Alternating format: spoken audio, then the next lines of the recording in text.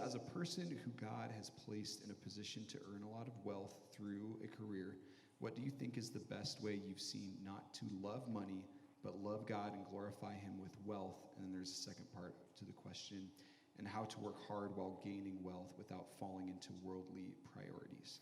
Yeah, I would say go to 1 Timothy chapter 6, see the warnings about the love of money being the root of all evil. And most translations say the root of all kinds of evil, but all kinds of is not in the original language. In the Greek, it's the root of all evil. You say, wait, you can't. And remember, it's not money that's the root of all evil. It's the love of money that's the root of all evil. But in that passage, and I'll just turn to it, it says some incredible things about what will happen to the person who loves money. And in the warning, it says,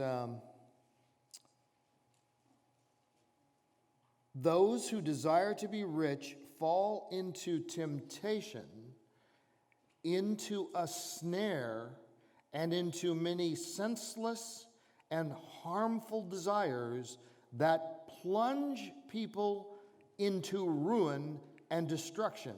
For the love of money is the root of all kinds of evils. It's the root of all evil is the original.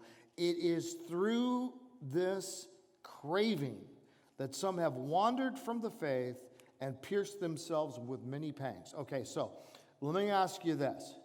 Is your life goal to fall into temptation, to fall into a trap? This is like a bear trap or whatever, a serious type of trap. To fall into senseless and harmful desires. Is your goal in life to be plunged into ruin and destruction? Is your goal to wander from the faith and to pierce yourself with many pangs?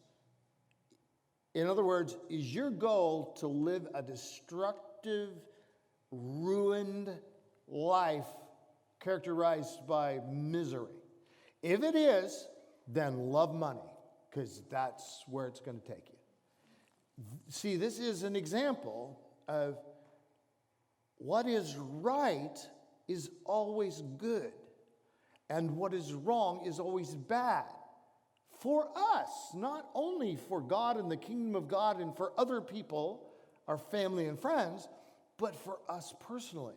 So then he turns that around when you go further on in the book, in the chapter, verse 17, as for the rich in this present age, and by the way, I would guess that there is not one person in this room who does not fall into the category of rich. Now, you think that's not true because you look around and you say there's a lot of people richer than I am, right?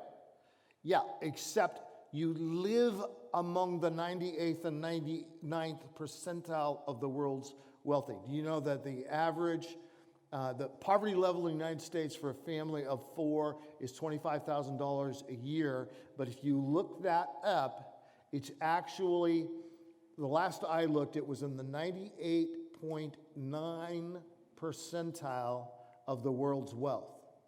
So if you compare yourself to people in other cultures at U.S. poverty level, I don't mean there's not poverty in the U.S. It gets very complicated the way that this works. All I'm saying is, don't think of yourself. If you can read, if you actually have clean water, if you have food to eat and don't have to worry about it, much less if you can afford to buy a latte, you are wealthy. You are wealthy, and even though you don't feel like you are, you are. So what I'm saying is, this is spoken to all of us. As for the rich in this present age, charge them not to be arrogant, nor to set their hopes on the uncertainty of riches, but on God, who richly provides us with everything to enjoy. Don't you love that? He provides us with everything to enjoy. Right in the middle of what you think, oh man, it's just making me feel guilty for I mean, can't we ever have a pleasure, and can't we ever spend money and get pleasure from it and go out for pizza and buy something that we like? Yes, you can. That is allowed for here. He richly provides us with everything to enjoy.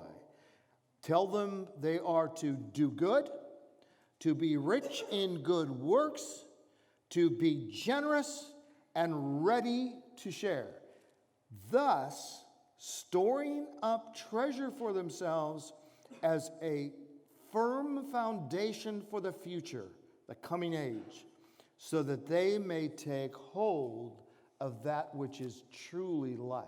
See what it's saying? It's saying, people talk about living the good life. Living the good life is not just accumulating wealth. That will, if you take it in but you don't give it out, you'll become a miserable person. Well, the word miserable, miser, that's where miserable comes from. It's miser. The miser is the one who takes it in and keeps it. But the giver, Jesus said, it is more blessed to give than to receive. The word translated blessed in Acts 20:35 is the Greek word makarios, and the dictionary definition of it is happy making. That is what it means. Jesus was saying it is more happy making to give than to receive. So why do we give? And what should we do with wealth? I say the first thing to think of when God has provided, getting back to the question, abundantly for you, is the reason God has entrusted so much to you is so you can learn to give it away for His glory, loving God, the Lord your God, with all your heart and mind and soul, and for the good of others. Love your neighbor as yourself. And then, beautifully, wonderfully, that also, by the way, ends up being in your own self-interest, because it is more happy-making to give than to receive. So everybody wins in the scenario of learning to be a giver. Nobody loses other than Satan, and he's a loser. So